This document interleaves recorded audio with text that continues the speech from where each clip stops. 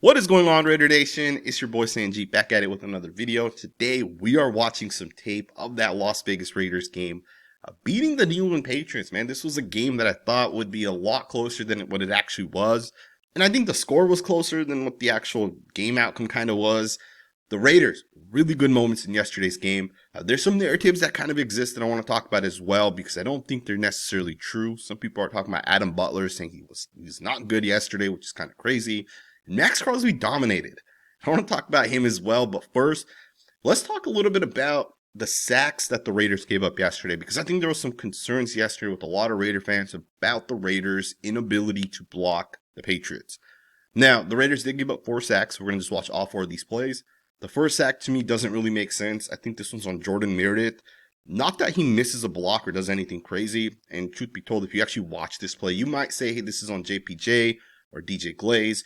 And you can definitely make the argument this might be on those guys a little bit as well, because those guys don't do a great job either, right? JPJ technically does get beat to the inside. DJ Glaze's guy kind of comes around.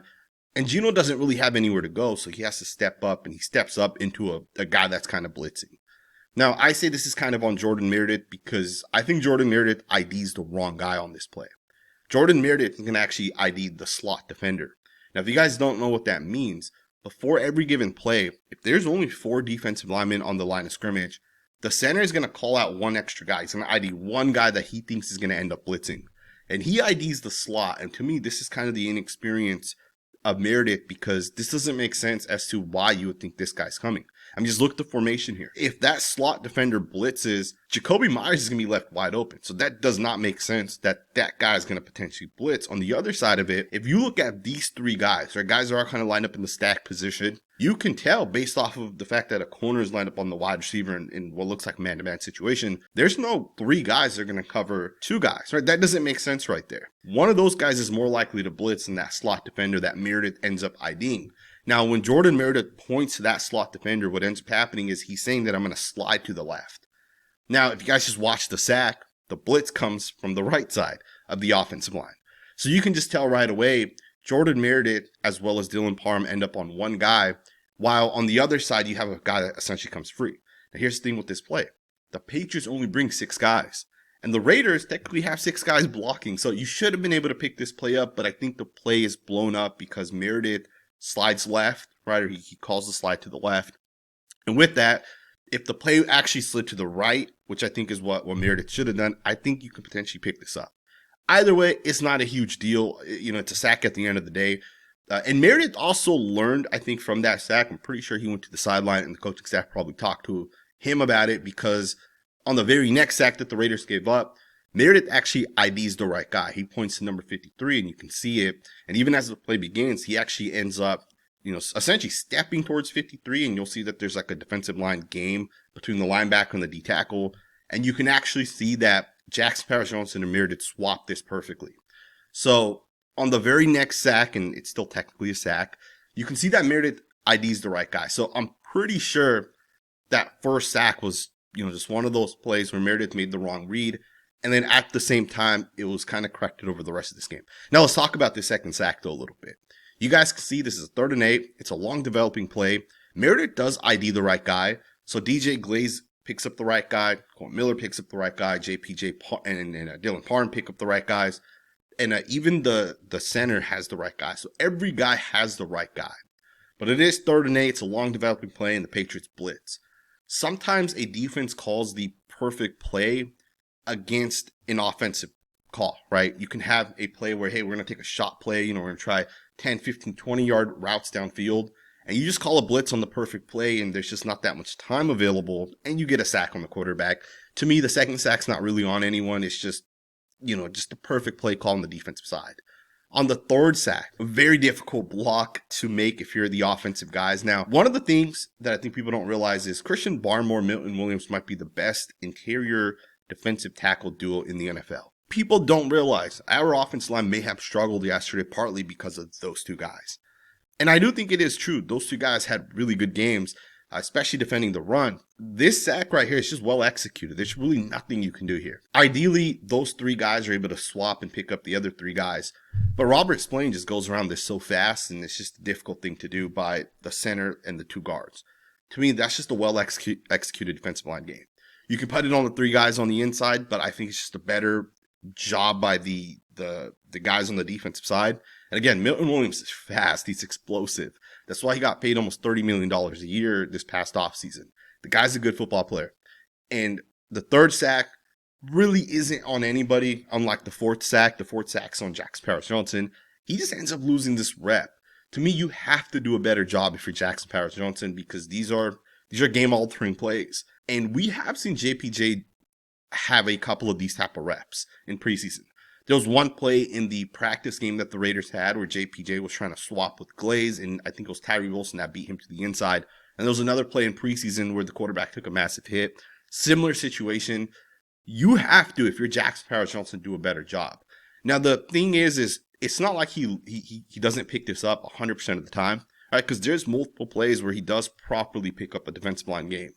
But we've also now seen multiple times this guy does not pick up those defensive line games, sometimes where that D tackle goes first and the end kind of comes around. Now, I want to go ahead and just talk a little bit about the narrative aspect of it, as I kind of mentioned. You know, Jackson Powers-Johnson was not nearly as bad as what people are kind of making it out to seem. You know, Jackson Powers-Johnson did have the 1 sack that he gave up.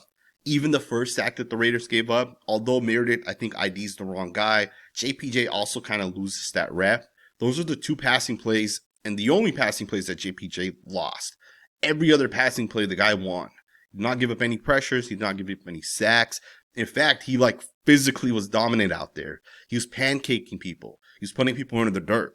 He was kind of just a general JPJ that we always kind of see. But I think the fact that he did give up a sack, and it was kind of pointed out by the broadcast crew. He also had the 15-yard penalty, which you can't have. That was kind of pointed out as well. I almost feel like because of those plays, people are saying this guy had an awful game. But when you watch the tape does not back that narrative up. JPJ was dominant out there, right? He's putting people down. Even more than that, Ashton Jeanty's best carries came behind Powers-Johnson. Powers-Johnson was moving people. Ashton Jeanty's touchdown came behind Powers-Johnson, right? He had a phenomenal block on Christian Barmore in a one-on-one situation, held his own, and Ashton Jeanty was able to kind of bounce it out there, and he scores a touchdown off of Jackson Powers-Johnson.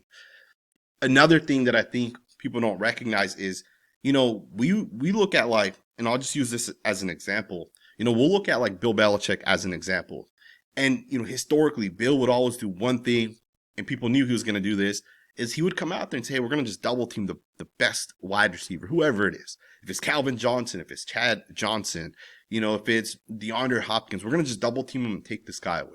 That was always Bill Belichick's plan on the defensive side. Offensive linemen also have plans, right? It's not just defensive coordinators. It's not just, you know, Chip Kelly, and it's not just certain guys. Offensive linemen also have plans out there. And it's very clear if you guys watch the tape. One of the things that the Raiders did yesterday was they put Jackson Powers-Johnson in a lot of one-on-one blocks. A lot of the time they're sliding to the left. So when it's a 4-man front, you slide to the left. What happens is the center and left guard end up double teaming the defensive tackle. And then that leaves Jackson Powers-Johnson in a true one-on-one situation. I am pretty confident the Raiders recognize that JPJ is your best interior offensive lineman. So with that, they come out here and say, hey, we're going to put Jackson Powers-Johnson in true one-on-one blocks. We're going to say Jackson Powers-Johnson is a good offensive lineman. We trust that he can handle Milton Williams or Christian Barmore in a one-on-one situation. So the Raiders' plan from an offensive line perspective is Jackson Powers-Johnson is going to have more one-on-one blocks than the center and left guard. And that makes sense, right? But again, just kind of getting back into narratives, I think people overlook little things like this. Even when you look at the tackles, Kolton Miller versus DJ Glaze. You know, Kolton Miller could give up a sack and DJ Glaze could give up no sacks, but that doesn't mean DJ Glaze had a better game because DJ Glaze is going to get the double team 90% of the time. If you guys watch any play in which Ashton Jeanty stays in the backfield and you're only bringing 4 guys, Ashton Jeanty's double teaming on DJ Glaze. He's helping DJ Glaze, and you know that's the plan element of it. The Raiders are going to say, hey, Kolton Miller's better than DJ Glaze. Miller, you're going to be in a one-on-one block. We're not going to help you out at all. And DJ Glaze will help you out. And the Raiders did that yesterday, right? Kolton Miller was in a ton of one-on-one blocks, as was Jackson Powers-Johnson. And both guys, to me, had phenomenal games. In fact, if you guys had access to the Pro Football Focus Ultimate product, right? PFF Ultimate. Some of you guys know what this is. If you don't, really quickly, it's a platform that NFL teams have access to. You can't buy it, right? It's not like the regular PFF product. I have access to it through a team, a college team that I scout for. And looking at some of their stats, the left tackle, the Raiders left tackle, had 4 total losing snaps. Jackson Powers-Johnson had 5 total losing snaps.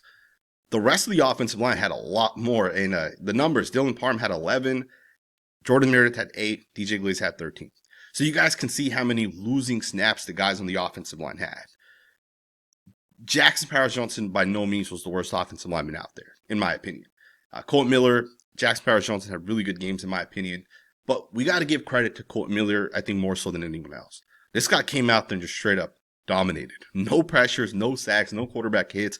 I don't even know if he had a losing snap. Now, he was going up against Clavon Chason for most of the game, so maybe that's why Kolton Miller didn't have a lot of losing snaps.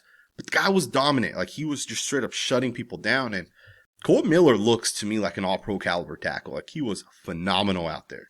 And I know the Raiders as an offensive line didn't have a lot of success, and I think part of that also comes down to the fact that the weather was awful.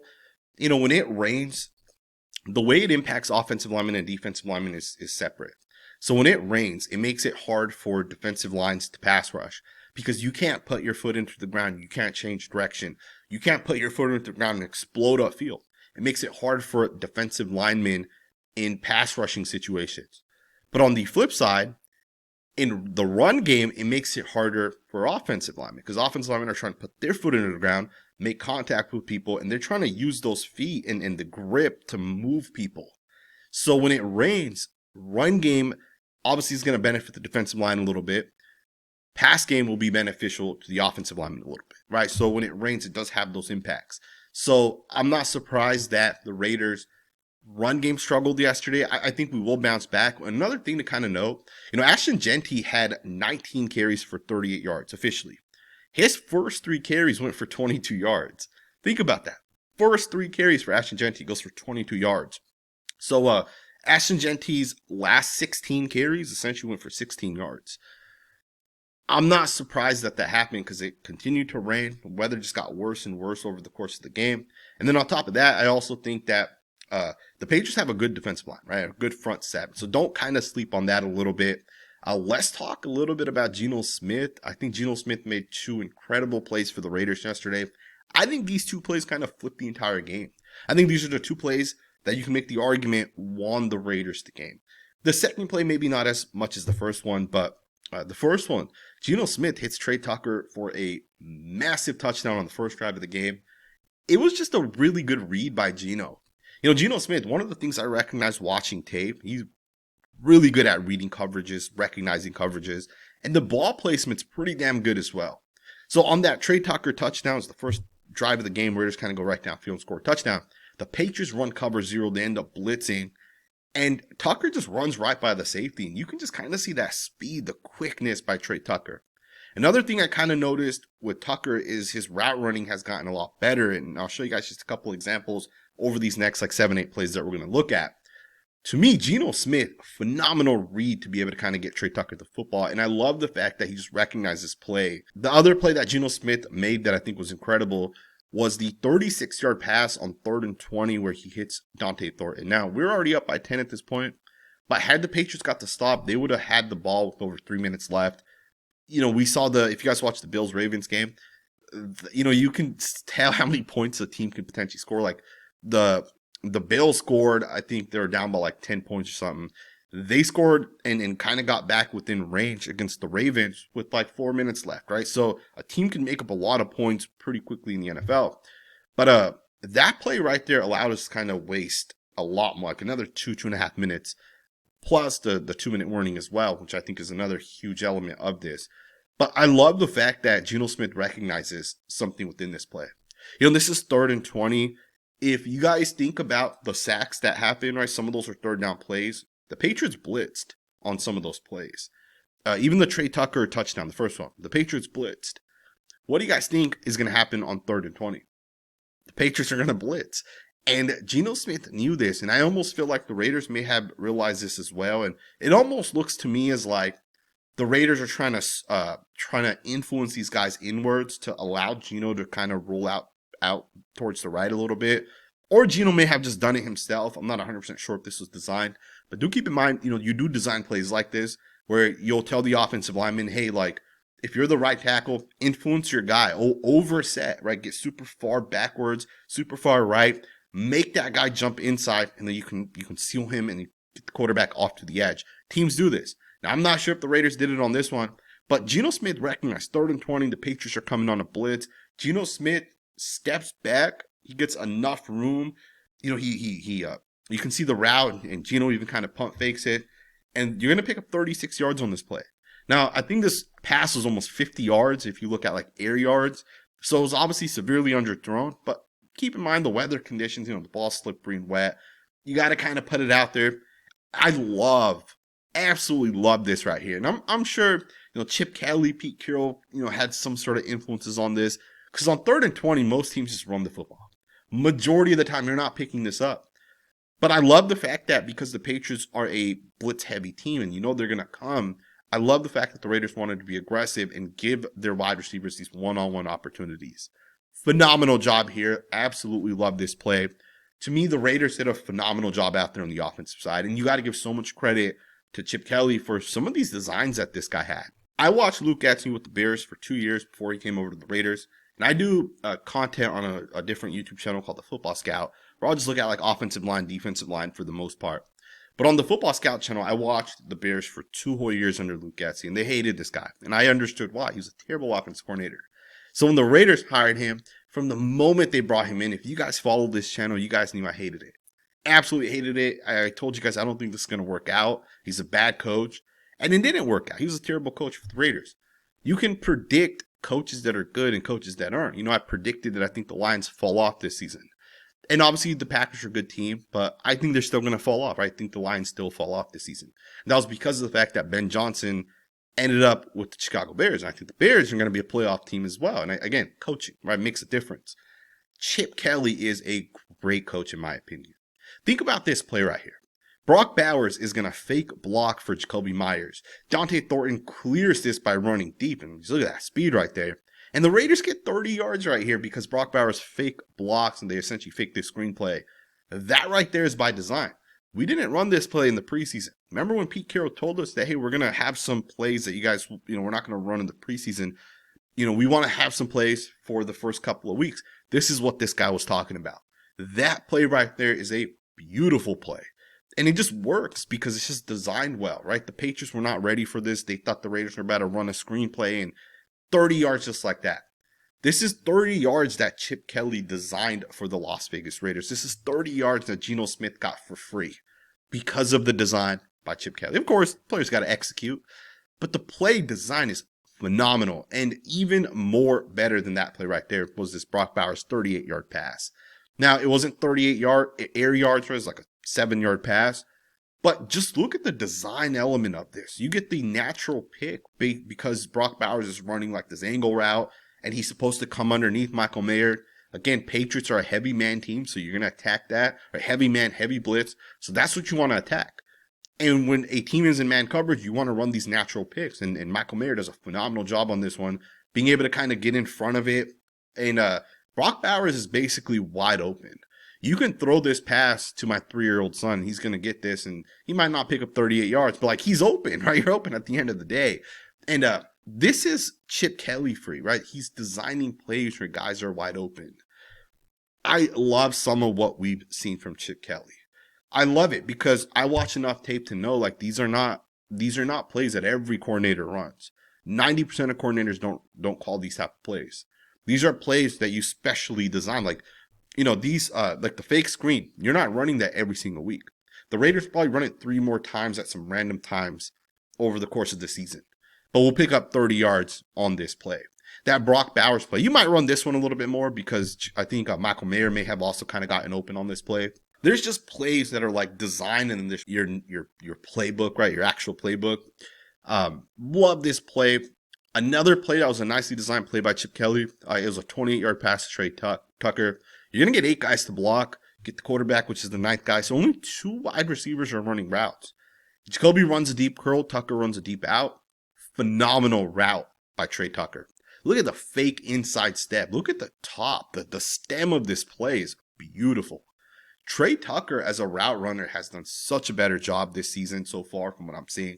The guy has actually developed, when you're that fast as Trey Tucker is, you're not running routes the way Devontae Adams runs. Right? Devontae Adams is slower, but Devontae, what he does is he like fully sets up these routes. He fully gets into the fake element of it. Trey Tucker doesn't have to do that because he's so fast.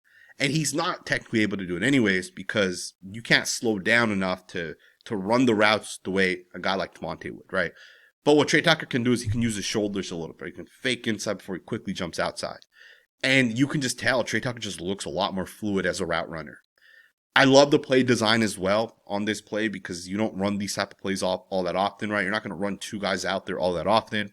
But against zone situations, which is exactly what this was, you can run this play because the routes are going to get open against zone.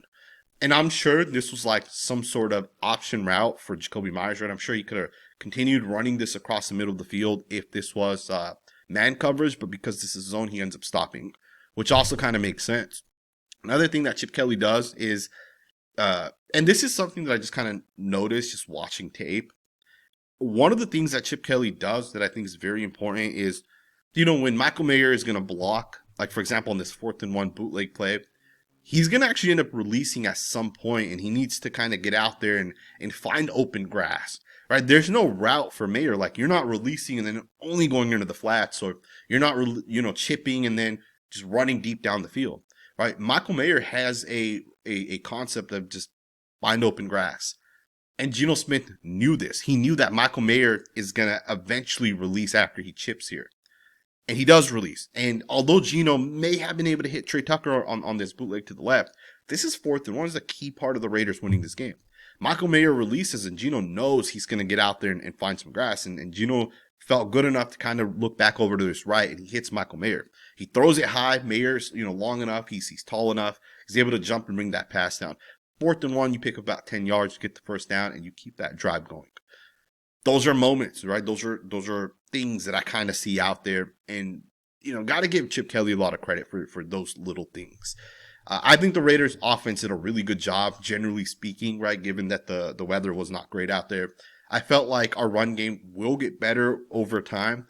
I don't think our offensive line's as bad as what we kind of saw against the Patriots, but we do also have to realize that this Raiders offensive line doesn't have a lot of investments in it. Right? This offensive line is not going to be a top 5 offensive line until guys develop, right? Like until Caleb Rogers and Charles Grant, until those guys develop and become what we think they can become. We're not going to be a top 5 offensive line with Dylan Parham, with Jordan Meredith, DJ Glazen is still kind of out there. We'll see. We're not going to become a top 5 offensive lineman with those guys, unless they really, really, really develop, right? And I say that not to knock anyone, right? I just think, generally speaking, if we play the Patriots type of front seven, we're going to have struggles running the football. I just think that's going to happen even as we go forward at this point. But let's talk about some of the defensive players. Now, it won't be as long talking about some of the defensive players, but I want to just kind of touch on certain guys that I think look good. We'll start right away. We'll talk about Tyree Wilson. Tyree Wilson played 41 total snaps, 28 pass rushing snaps. He was not good out there. And he was not good out there specifically rushing the passer, right? Tyree Wilson, I think, did pretty much nothing in terms of beating the guy in front of him. And he did have 2 pressures, right? One was a sack, and then one was a quarterback hit. But you guys can watch both plays. On the first sack that he ends up getting, Maxx Crosby's the guy that ends up making this play. Maxx Crosby beats the left guard. Maxx Crosby gets doubled. He splits the double team, pressuring the quarterback. And you can tell Drake May is running away from Maxx Crosby. And as he's running away from Maxx Crosby, Tyree Wilson, who doesn't even beat the left tackle, just kind of ends up jumping and grabbing onto Drake May and brings him down. That's not a high-quality rep by Tyree Wilson. That's not a winning rep by Tyree Wilson. That's a win for Maxx Crosby right there. This sack right here is why Maxx Crosby gets the money he gets, right? Because Maxx Crosby's making plays where other guys are going to be able to kind of, get home and potentially get some stats as well. Tyree also had another play which he hit the quarterback. To me, the left guard just makes I think the center and left guard kind of make a mistake because both guys slide right when the left guard should have just picked up Tyree Wilson. To me, that's just inexperience right there by the center left guard. Left guard's a rookie, so it kind of makes sense. Tyree Wilson goes unblocked and he hits the quarterback. Again, that's not a high quality win, right? So if you guys are only looking at like Pro Football Focus, you might say Tyree Wilson had like a sack and a quarterback hit. they weren't great plays. And the other 26 passing snaps he had did absolutely nothing, man. And I don't say this to hate on Tyree Wilson, but the tape does not lie in certain situations. And with Tyree Wilson, he's just not a good football player. Now he's good against the run. Now, I shouldn't say he's not a good football. He's good against the run, and he plays with high effort. And I think you have to have guys that are good against the run that play with high effort, because over the course of a season, a guy can end up with like 7, 8, 9, 10 sacks. He can end up making like 20, 30 plays. And that's great. But Tyree Wilson is not an impact player. He is not Maxx Crosby. Tyree Wilson is just kind of an average football player at this point. And I think that's the player he is. I think that's the player I think that's just the player that the Raiders have. When Trayvon Walker was drafted with the first overall pick, NFL teams had this thought process that, hey, there's this guy named Dexter Lawrence that's just dominating people. Let's get some big football players like Dexter Lawrence. Let's get Trayvon Walker, who's built differently. Let's get Tyree Wilson, who's built differently. Let's get Jordan Davis, who's built differently. Teams realize real quick, built differently does not win football games. They don't win at the point of attack. The Raiders took him with the 7th overall pick. He is what he is at this point. We'll see if he can just continue to develop. Malcolm Koonce, surprisingly, 31 snaps. 29 of Malcolm Koonce's 31 snaps were pass rushing. Malcolm Koonce was kind of reserved as a pass rusher only, which was kind of interesting to me, right? Most of his snaps were him pass rushing. Maybe that was because the Patriots, rarely ran the football, and they threw it like 45 times, or how many ever passes Drake May had. But what I saw from Malcolm Koonce was, a guy that just tore his ACL, but it's a guy that could be a top 10 pass rusher. That's what I saw. The guy had high quality wins. And, as I talk about Tyree Wilson, just look at Malcolm. It's like kind of the opposite. When Malcolm Koonce gets a sack, he's beating up on a guy to get the sack. When Malcolm Koonce gets a quarterback hit, he's beating up on a guy to get the quarterback hit. Malcolm Koonce, again, I don't love that he only played mostly on pass rushing situations, because I do think that impacts, the flow for a guy. And maybe the Raiders realize that, hey, Koonce is not ready to play 100% of snaps, which that could make sense, and I'm okay with it if that's what the Raiders think. Let's just bring him on slowly. And I do think that Malcolm Koonce is going to end up coming back to form at some point this season. When he does, look out, man. This guy's going to be, I think, a really, really good football player as we kind of continue to go forward. Maxx Crosby. Some people think Maxx did not have a good game yesterday, which is crazy. So earlier I referenced the PFF Ultimate tool where, DJ Glaze had like 12 or 13 losing plays. Maxx Crosby had 14 impactful plays according to PFF Ultimate. For reference, Adam Butler, who had a great game yesterday as well, had 6 impactful plays, right, according to the PFF Ultimate tool. Maxx Crosby was dominant out there. And, the highest game I've ever seen a defensive lineman have, Jalen Carter had 16 plays, and that was considered like the greatest game I've ever watched from a defensive lineman. That happened last year. So Maxx Crosby was almost right there. He had so many damn impactful plays. And let's just look at some of these. The hit to the Isaiah Paul-Mount interception was Maxx Crosby. Maxx Crosby on a defensive line stunt goes right underneath the guard and hits the quarterback. And the quarterback throws this as he gets hit, and the pass just goes a little high. So this is a great job by Isaiah Paul-Mount to get the interception, but this is generated by Maxx Crosby. There was another play. I think this was 2nd and long. Hunter Henry kind of gets open. Maxx Crosby hits the quarterback, and the ball steals high. Hunter Henry catches this pass, but he's only able to get one-footed. Maxx Crosby is basically forcing an incompletion on this one. He forced an interception on the other one. The Tyree Wilson sack. Maxx Crosby forced a sack because he's the guy that kind of got on, in there, essentially. Maxx Crosby had so many pressures. He had so many moments where he got to the quarterback, and the quarterback's clock, it just had to speed up a little bit. Maxx Crosby had a hell of a game yesterday. And I think it's a little underrated because, maybe people are only looking at like, ESPN or whatever for the stats. Maxx Crosby was good yesterday. Even at the end of the game, he had a strip on Drake May, right? He knocked the ball out. They technically say it was an incomplete pass, but even that play, like the difference between an incomplete pass and a strip sack, it's right there, right? So to me, Maxx Crosby, phenomenal game yesterday. Another guy that I think does not get enough credit. And this one I think is more so of like narrative, right? Kind of like how we talked about Jackson Powers-Johnson.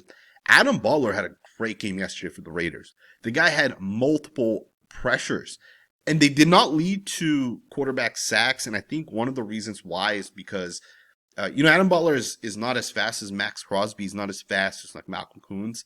So when Adam Butler gets his wins and the field was already kind of wet as well, he's not super explosive or he's not super fast, I should say. So for Adam Butler, it's hard to kind of change direction. So the quarterback was able to run away from the Adam Butler pressures. But Butler had like 6 or 7 winning snaps according to the ultimate tool, right? So Butler had a great game, and I watched the tape, right? So like he actually made those plays. Butler was good out there yesterday, and I think for the Raiders, when the field conditions are better, we're going to see more sacks, we're going to see more pressures, and quarterbacks essentially being brought down. Butler had a great game yesterday. Maxx Crosby, great game. Koonce, although he was kind of limited yesterday, still made 5 positive plays. I think the Raiders' defensive line's kind of coming together, right? Thomas Booker had like 6 positive plays. Geno had like 4 or 5 positive plays as well. The Raiders' defense, when the weather is better, we'll be able to analyze it a little bit more. One guy that straight up just dominated out there. The Raiders linebackers split. Devin White played 100% of snaps. Jermaine Pratt played 91% of snaps. Jamal Adams played 36% of snaps, which came out to 27 total snaps.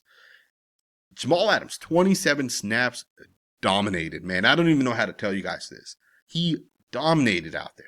So many plays on those 27 snaps that this guy just straight up impacted. And what's crazy is only 27 snaps, right? Like Devin White played like 60 snaps, for example, right? 27 snaps. This guy is blowing plays up. 3rd and 1, this play right here. Jamal Adams just straight up reads the play, avoids the block, stops the running back for no gain. Jamal Adams is forcing a punt on this play right here because he's blowing it up. This is what Jamal Adams was doing out there. He was brought on blitzes multiple times. Right, there was one play where he kind of got into Will Campbell and he gets past Will Campbell, right? The 4th overall pick. Jamal Adams had so many good plays on blitzing plays, as specifically, just the way he kind of navigates traffic and how he avoids being blocked and how close he gets to quarterbacks. There was a screen play that I saw this guy make as well. This was kind of designed. I think this is like one of the plays the Raiders want to try to bait teams into, right? What you're doing is there's 2 wide receivers, there's 1 cornerback. So a team is going to say, hey, let's just throw this screen real quick because there's, the safety's like 10 yards back. Jamal Adams is a technical linebacker, right? He's nowhere near this. But the Raiders just recognize it. Jamal Adams knows this is what's potentially coming. Just look at how fast he is processing this and kind of getting there. Jamal Adams is his football IQ, like this is us, you and me, and Jamal Adams is like way the hell up here. He's just so much smarter and he's just faster than everybody out there. Jamal Adams is like Maxx Crosby when it comes to football awareness. I want to see the Raiders start this guy. I really do, because this guy I think is going to be, he's going to get sacks for the Raiders. He's going to get forced fumbles for the Raiders. He'll have some interceptions and he'll have these key plays for the Raiders. Another guy that looked pretty good yesterday was Kyu Blu Kelly. He had 2 forced pass breakups. He came downhill, made multiple tackles on run plays. Kyu Blu Kelly probably helped the Raiders win this game. Maybe not as much as like Maxx Crosby and even like Adam Butler and Jamal Adams, who all made like 5, 6, 7 plays in their own right. But Kyu Blu Kelly in coverage, the one hard thing with corners and safeties is if a safety does their job, if a corner does their job, quarterback's not throwing it that way. Kyu Blu Kelly was all over it yesterday. He was doing a phenomenal job yesterday. And I think he deserves a lot of credit given he hasn't been here for all that long. And he came to the Raiders. He won that job. And he's now the starting corner for the Raiders. He's probably our best corner, to be honest, based off of what we saw yesterday. Now, obviously, it's different when you play Drake May versus when you're going to play Justin Herbert and the Los Angeles Chargers. Kyu Blu Kelly looked good yesterday for the Raiders. There were some moments where Isaiah Pola-Mao looked good. Jeremy Chin looked good. There were moments where like Devin White and Pratt looked good as well. But, generally speaking, it's hard to get into every single one of these guys. I'm already in like 40 minutes into this video. So I can't get into every single player, but I really liked what the Raiders did yesterday. It's so clear that this is the best coaching staff we've had. And I want you guys to think back like just the last 20 years. You can even go back the last 25 years. The success the Raiders have ever had is always based off of the coaching staffs that we had. Right? Jack Del Rio was a pretty good coach, and we went to the playoffs with Jack Del Rio as our head coach. You look at John Gruden. He's an okay coach, and we had some moments, but he hired the wrong defensive coordinator multiple times, right? He invested in Paul Gunther. That was the wrong hire. He invested in Gus Bradley. That probably wasn't a great hire either. The Raiders then went to Antonio Pierce. That was bad. Josh McDaniels, that was bad, right? And again, you look at this coaching staff. Pete Carroll's a winner. He's won 10 games every year he's coached. You can tell why he's won 10 games. You just see this team. It's just better. From the scheme is better. The players are reacting quicker. They're faster. This team's getting good football players, right? Jermaine Pratt, Devin White, Jamal Adams, Jeremy Chin. These guys weren't here last year. They're pretty damn good football players from what I saw. So the Raiders are putting together a good group, and I'm excited to see what this season kind of looks like for the Raiders. I hope you guys enjoyed this video. If you did, consider subscribing, and I will see you guys next time with another video.